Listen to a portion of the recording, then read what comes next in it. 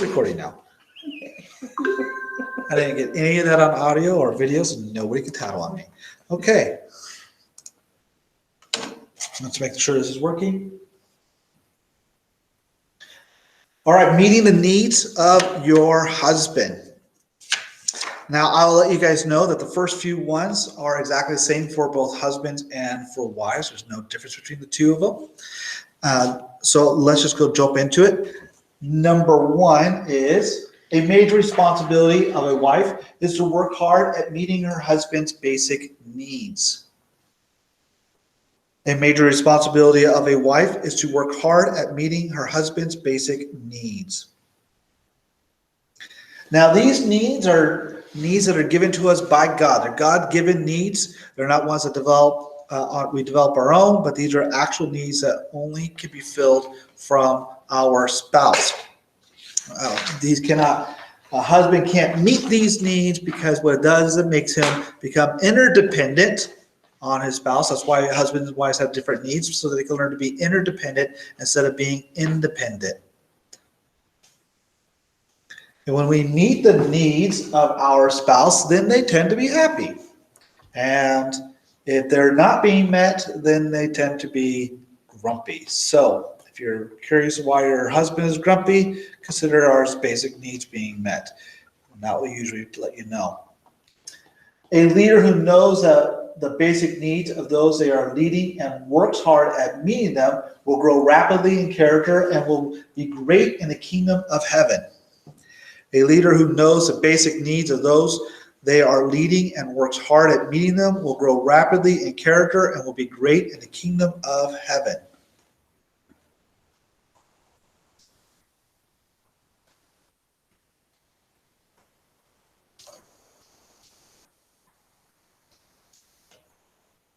While this may pertain to husbands, I was listening to a story of where a company, I think it's a church, that was a large church that was hiring people.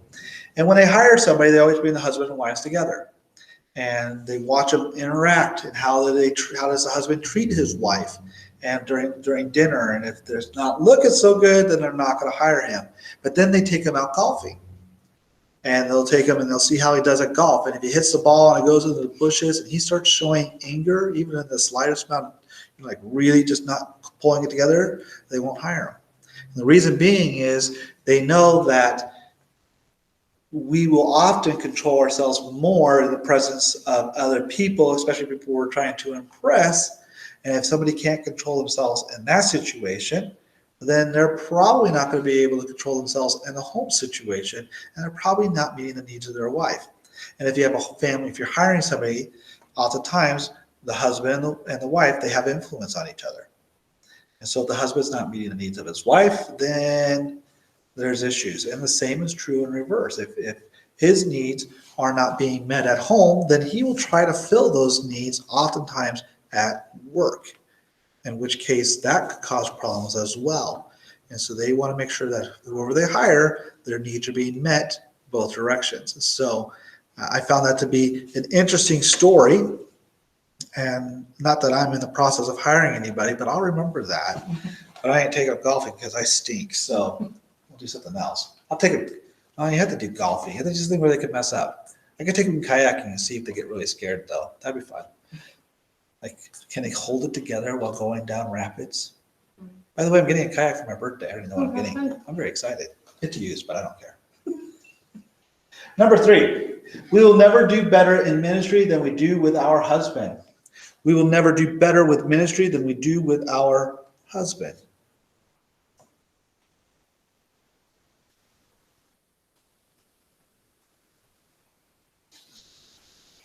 When you are ministering to people, you have a certain level in which you can minister. So I'm just going to pretend right here. You have this level that you can minister to people. This will never exceed what you actually minister to your husband. Your husband will always supersede that. You may think you're doing a great job, but the blessings that you get from ministering and serving your husband will always determine what is the top of what you are able to minister to other people. Because when we serve our spouse, so in my case, when I serve my wife, it is my natural, it's a selfish a selfless reaction to serving her. If I do really good, or if I don't do such a good job at serving her, then how good do I think I'm going to be at serving other individuals? Maybe I could try to fake it, but my heart's not really into it. Oftentimes, then it is for my own ego, not because I'm being selfless. And so you want to make sure you're always serving your spouse first and greatest and most important.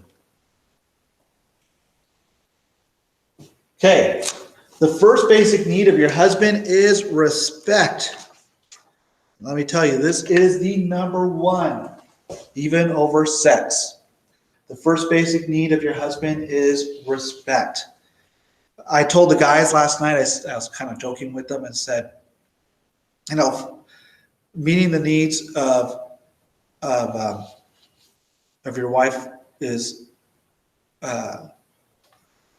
it's going to take some work. I said, meeting the needs of guys is pretty simple because all they really need is glory, sex, and food, and you're good. And I said, that's your top three right there. And all the guys agreed with me. But the truth is, respect actually takes precedence over all of them, because this is typically the way in which men feel loved. If they don't feel respected, and they don't feel loved. If they feel disrespected, it is quite possibly the worst thing that could happen. There's been many conversations where we have talked about in our own family. If I start feeling disrespected, I will just say that I am being disrespected and I do not like this, which is code words for I am not feeling loved, and this is not going to go in a positive direction if this maintains, because this is angering me, this is hurting me. And so respect is the number one thing. There's a book that For Her Eyes Only, and it talks about the statistics of men who say that this is the number one, and you're looking at this being in the 90 percentile, that almost every single man says this is the number one thing that's important to me. And I even use this. There was some boys outside fighting. I don't know. It was after the fire, so about 4 or 5 months ago, and they were fighting out there, and I could hear them all the way in my office. So I went outside and said, "Hey, what's going on?" I had to yell at them, do the dad voice, "Hey!" And they all stopped and found out what they're going on. And what it came down to is one boy was antagonizing the other boy, and the other boy was about to clock him and just knock this kid out. And the kid was being a turd. And I kind of understood, and I thought, yeah, I'd clock him too. But I said, you can't do that right at church. Do it somewhere else. No, I didn't say that. But what I did talk to the boy. I said, look, if somebody disrespects you like the way you were just doing, how are you going to react? Do you like being disrespected? And the kid was doing it like, no. I'm like, so if somebody's disrespecting you, what do? He's like, you punch them. I was like, and that's what this kid's going to do to you. Do you understand why? Yeah. Because I was being disrespectful. Yeah, okay, nerds. And I separated the two and sent them home in different directions. But even young men, young boys, they understand this. This is a concept. They may not have thought about it, but as soon as they realize they've been disrespected, that's what hurts and angers. 1 Corinthians 11:7 says, a man ought not to cover his head, since he is the image and glory of God. But a woman is the glory of man. So, for men, they will look at and find a lot of their value is coming from their wife. That is his glory. That is who he wants to lift up. That's where he wants to receive praise from. And if he doesn't receive it there, then he's going to look to receive praise somewhere else. Oftentimes that could be at work. Somebody's trying to look at how awesome I am at work, or play pool. Look how cool I am. And they're trying to find respect. If they don't receive respect at home, then they will seek it somewhere else. And this is where husbands will always look to their wife first for respect before they look anywhere else. But if they don't find it there, somewhere else. The Bible commands husbands to love their wives and lead their family. This feels daunting, and they often feel very inadequate and unsure of themselves.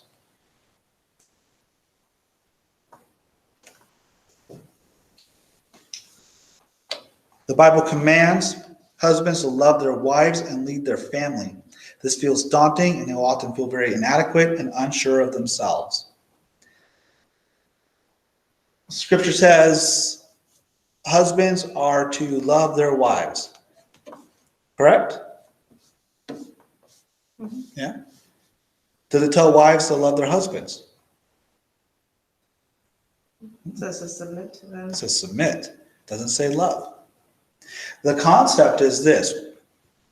In Scripture, if a man is loving his wife and taking care of her, being a godly man, he's controlling his anger, he's making wise choices, he's not leading your kids to hell, and he's not going to put you in the poorhouse, that creates security because he's loving his wife. Then it becomes a lot easier for the wife to then submit to her husband. But if he's not doing those things, it makes it really hard for a wife to submit because she's like, I don't know, is it safe? It makes it a lot harder. For men, it feels very difficult to make sure that they're loving their wife and leading their family because now they're the spiritual leader. And that's why you'll see so often that a lot of husbands will not advocate, they will, it's like advocate. I forget what it is. They will surrender their leadership and their spiritual leadership role of their life or their family's life to like the wife, and the wife will end up taking it on. And husbands often feel like this is a big task and they don't feel adequate. And why they don't feel adequate can vary. But what do you guys think? Why would a husband not feel adequate about loving his wife or leading his family? Scared of failure. Scared of failure. Yeah, it's a big one right there. Any other ideas? I think this being scared of failure, which is going to lead into coming up next, is really important. In fact, there is the same book that I was talking about for Women's Eyes Only, talks about that most men actually feel like they are frauds, that they are just one step away from somebody discovering that they're really not as great as everybody thinks they are. And that includes myself. And you always worry, like, are they going to figure out that I'm just like everybody else, or maybe I'm even worse? And everybody's always doing that comparison game. And so most husbands, most men feel very insecure about being discovered as not being what everybody else thinks they are. And so that's a very, very normal fear. Men are a lot more scared and afraid of being caught, of not being everything that they should be. And that's because we put people up like John Wayne up on a pedestal and say, that's how you have to be. You got to be the perfect guy. Well, none of us are. We all know it. Mm-hmm. John Wayne wasn't either. But that's the image. Husbands try to perform well and look as competent as possible when inside he feels insecure and concerned about others' opinion of them and their abilities. Husbands perform well and look as competent as possible when he's inside. When inside he feels insecure and concerned about others' opinion of them and their abilities. And so that goes back to that idea again, that they are just shy of getting caught. And they're all constantly worried about the opinions of those around them. And again, this goes back to that respect. So that's why they seek out respect from their wife, because that's what builds up their confidence. And a wife who is continuously tearing down her husband is stripping away that confidence even more. And so therefore he's going to try to find it from somewhere else. Wives who are faithful, who faithfully practice the basic disciplines of the Christian life, and who respect their husbands will create an environment of peace in their marriage. Wives who are faithful, who faithfully practice the basic disciplines of the Christian life and respect their husbands will create an environment of peace in their marriage.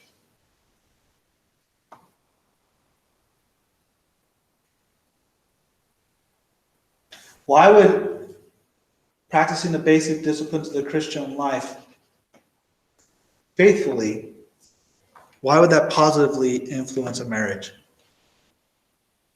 I'll say that again. I was writing. No, that's all right. and I probably should have waited a second more. Why is it that women or wives who practice the basic disciplines of the Christian life, why would doing that influence one's marriage in a positive way? They're praying and reading. Mm-hmm. They're doing everything together. Yep. And if you're praying, who are you praying for? Each other. Yep. And that's important. We've already talked about respect. I'm not going to cover that. And because of this, it creates peace. So what does that look like in the house? What does peace look like in a marriage? Calm, secure. What if there is conflict? Because there's conflict in every marriage. Conflict? Yeah, there tends to be some conflict. Can you still have peace? Can you still have some conflict with your spouse back and forth and still have peace in the marriage? Mhm. Why? How does Can that you work? talk it out? Yeah. There's security. Mhm. Well, one thing I was telling the men last night is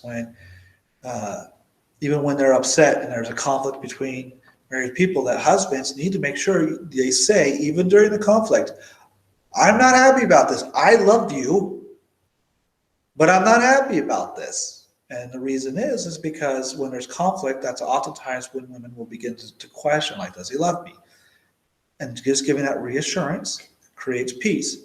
I'm not happy. I'm not pleased about this. I really need some time to cool off. I love you. That's not going to stop, but I'm still not happy. But at least there's peace. There's security. And that's what it comes down to, is security. I don't think Bill and I ever fight. We don't. My wife and I got, so funny, my wife and I got into not like an argument.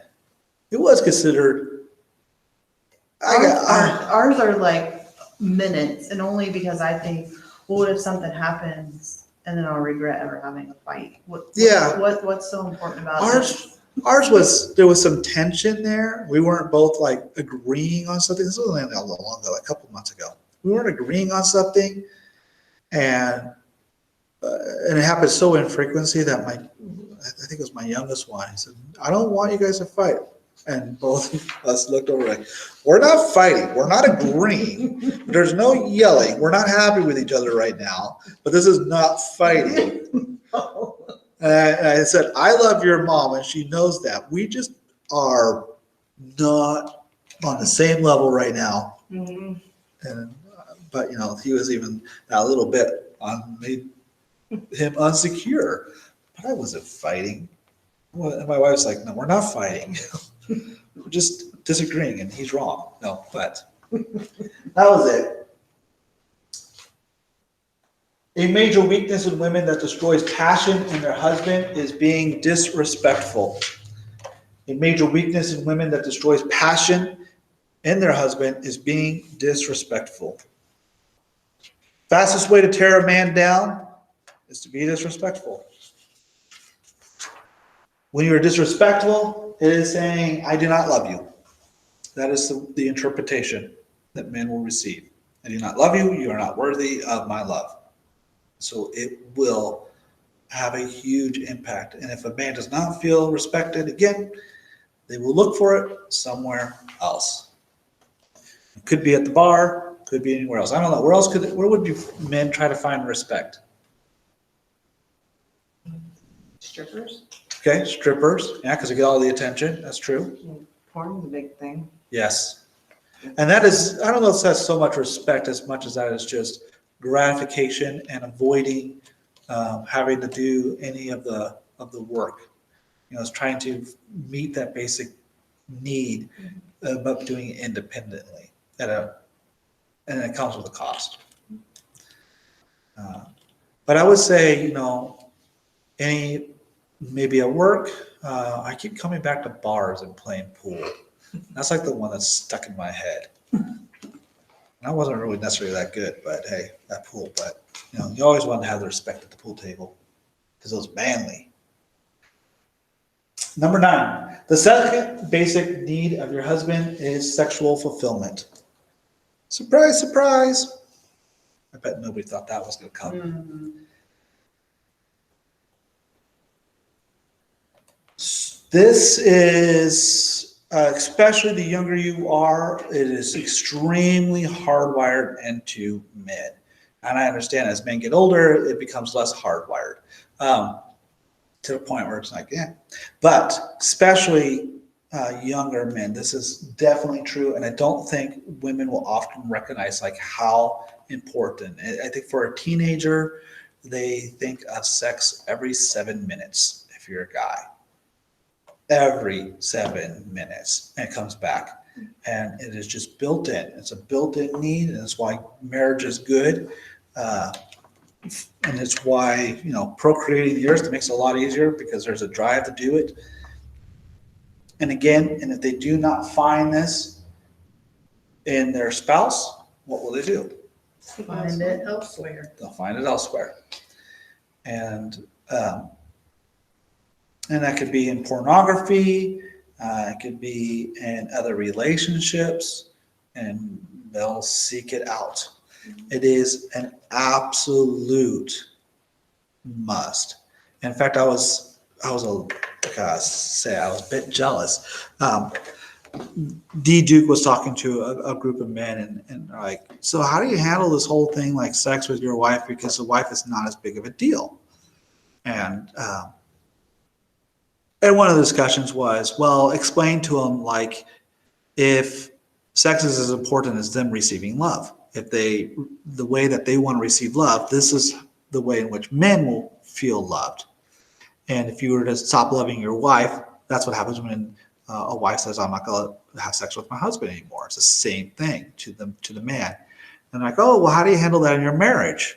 And D. Duke's response was, well, we just go every even on odd days on whose decision is if we're going to have sex. And all the guys just went, what? And he says, yeah, we just decide, even or odd, odd days I get to decide, even days she gets to decide. So if she doesn't decide, I think at least I get to know the next day I get to decide. And every guy across that I could hear on the audio was just like, that's crazy. I did it. Why is it my? It's like, you got to figure out how to do this with your own wife. But I was just like, that guy, in my mind, and every mind that was listening that day, we all said, that guy is a god right there.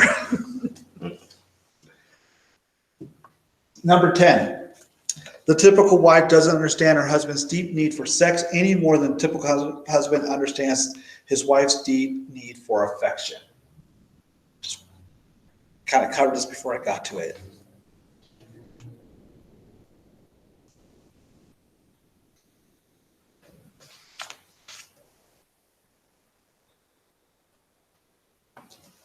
Look at here. Let me see something here. Scripture tells us that the husband is to show the affection that is due her. And so it is work for a husband to show his wife love and affection. Scripture has to tell them to do it. It does not come naturally for whatever reason. I think the same would probably be true for women with sex. It's almost identical from what I can tell. Now, I'm not a woman, so I don't know for sure. But this is my guess that from everything that I've read, seems to go both ways. And so guys have to be reminded, love your wife, say things, compliment their character and show them appreciation and affection. It seems like wives, it's like, I need to have sex with them. So it's the same. Number 10, your husband wants and needs sexual fulfillment. Didn't they already have that? Mm-hmm. Okay, we're skipping that. That's the same thing. You don't need to worry about that one. The third basic need of your husband is admiration. He thrives off of it. The third basic need of your husband is admiration. He thrives on it.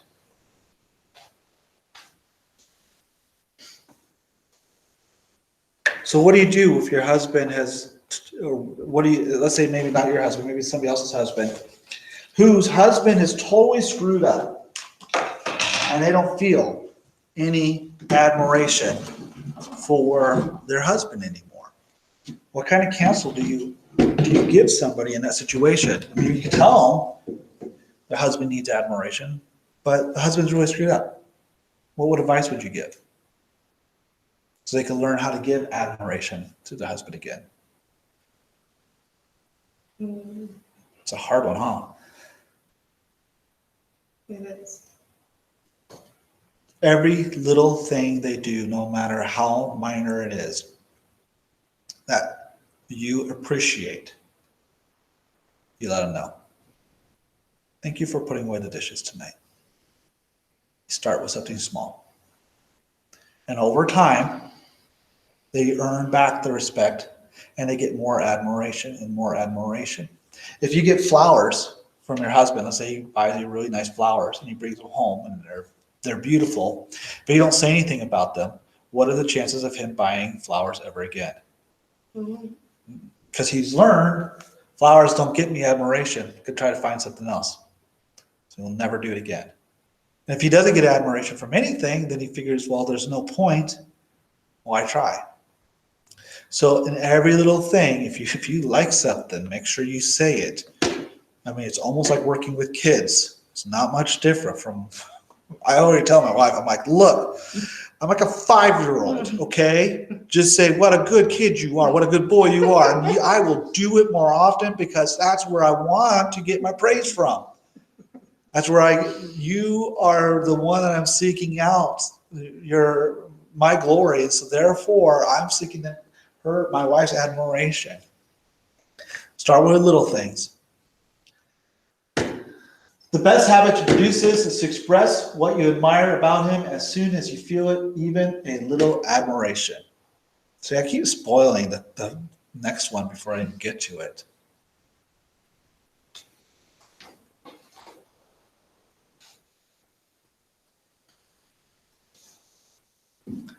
The fourth basic need of your husband is recognition that it's impossible for him to forget what he's seen. This is massive. The fourth basic need of your husband is recognition that it's impossible for him to forget what he's seen. This is both positive and all negative things. If he's seen something terrible in his life, he will never forget it. It will always be imprinted into his mind. If he sees something pornographic, he will never forget it. It will always be imprinted into his mind. Unfortunately, the mind will, I don't know what I call it, but will randomly pull up images and things from the past just out of the blue. I mean, driving down the road and it comes to mind, you're like, oh. I watched this stupid 6-minute video on Hulu the other day. And it had like a little bit of a scary feel to it. It was like this Chuck E. Cheese, and there was this boy. He goes up to this machine, and he puts it in there, and I forget. He looks like a bearish type thing, and he's like, "Hi, I'm blah blah blah blah. And how are you?" And he's like, "I'm fine." He's like, "Well, that's great. Why don't you give me a big hug?" The kid's like, oh. He's like, "Come on, come on." And I should have stopped there because I knew it was starting to get weird. And so the kid goes up to this machine, and it shows on the back of this animatronic, the tails going back and forth. And he gives him a hug, and the thing gives him a hug, and then his eyes roll back into his head on this machine, and he starts squeezing this boy, and you can tell it starts killing him. And I stopped the video. I was like, I'm done. Like you can see the nails starting to go into this kid, and the kid starts screaming. And 6 minutes the video was. I watched probably 4. I wish I didn't watch any of it because I can't forget it. It is replaying in my head continuously. It just will not go away. Same is true for just about everything that men see. It is programmed in there and it will loop. Pornography is really bad because once it gets into the brain, it will never get wiped. Now, imagine you had a filing cabinet full of stuff that you don't like in that filing cabinet. You can't get rid of it, but you don't want it to come up to mind as often. What can you do so that it doesn't come to one's mind as often? It's going to come up one way or the other. Any ideas? You bury it. You bury it under positive images, so that over time, this file will slowly sink further and further and further down into history, where eventually it stops getting pulled up. We don't pull those images up anymore. Men stop seeing those things, and you bury it with positive images. This is why men are very visual, and it's very important for men. Like, it's funny, I talked to, well, no, I'm sorry, this wasn't a talk to, this was in reference, I remember I was going to suggest this book. There was someone talking about, oh, my husband, I wish he would stop wanting to have the lights on during sex. And I was like, there's a book that talks about this. And there's a reason why men want to have the lights on. And women are like, please, I am insecure in the way I look. I don't want you looking at me. I don't feel confident. I don't feel like, I mean, you may be looking at me and thinking, great. I'm thinking, no, I'm not. I know what other women in the world look like, and I'm not those women. But men, what they do is that the lights are on, it's a positive image. And so it is better for them to have the positive image of their wife than to have something they've seen on television or something they've seen in their past. And that will eventually bury images that are not positive, that are not godly. So anything that can slowly bury it is the only suggestion I have. And because I know in my own mind, there are things that I could pull up that, just accidental, like that video. I should have stopped watching it. And now that's at the top of my filing cabinet. And it's gonna take a long time for me to bury that one down. And I can kick myself. I knew better. Kids dying is not okay for me. I can watch anything else, but not kids. A dog, who cares? Just tease you. Depends on who I'm talking to in my audience is, because sometimes I'll say cat, who cares? In fact, totally random. Okay, I got 2 seconds.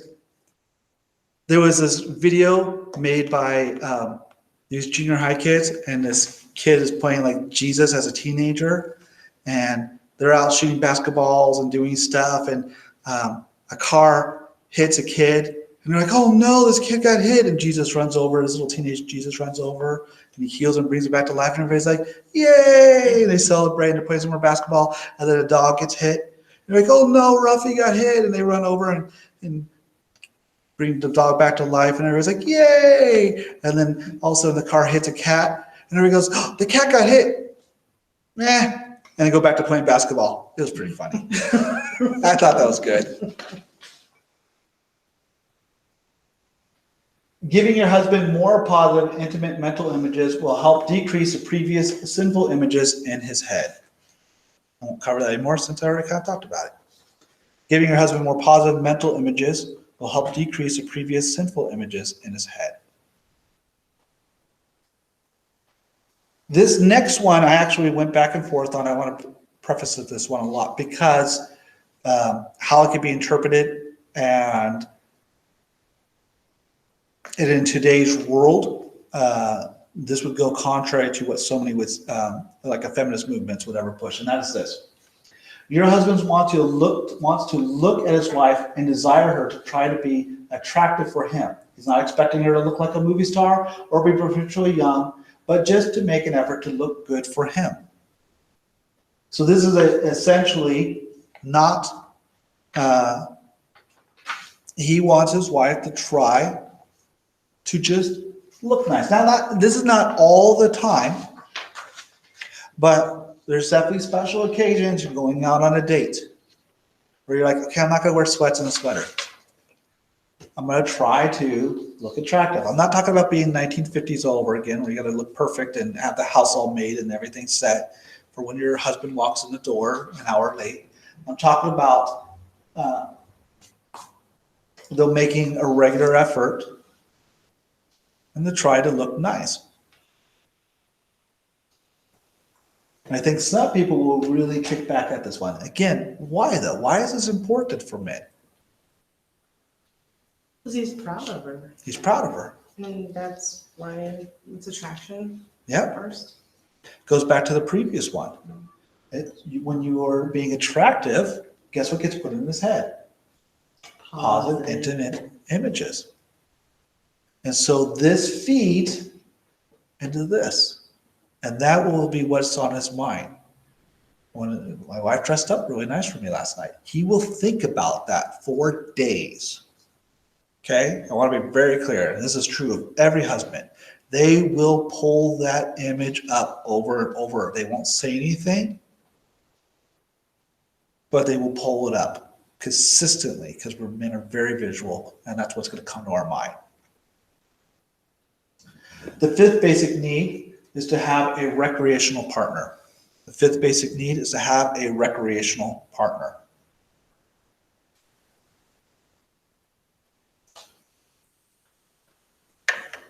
Two people come together